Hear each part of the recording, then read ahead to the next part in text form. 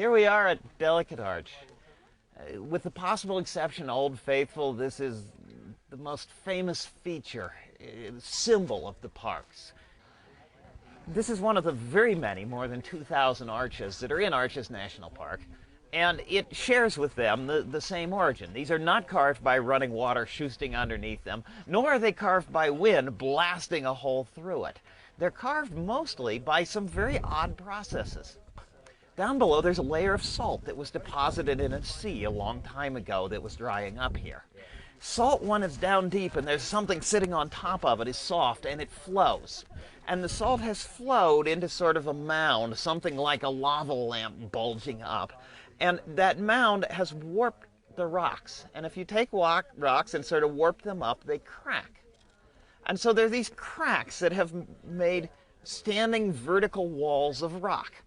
Well, the next thing that happens, if we look at that, running along towards the bottom, there's a line on both sides of it. That's a soft layer, and it weakens things. Well, when you start undercutting a cliff, we have these cliffs, and they get undercut by water leaking out along these little cracks, then what happens is pieces fall off. And enough pieces fall off that eventually one of the pieces breaks through, and then it's an arch. This arch is not long for the world.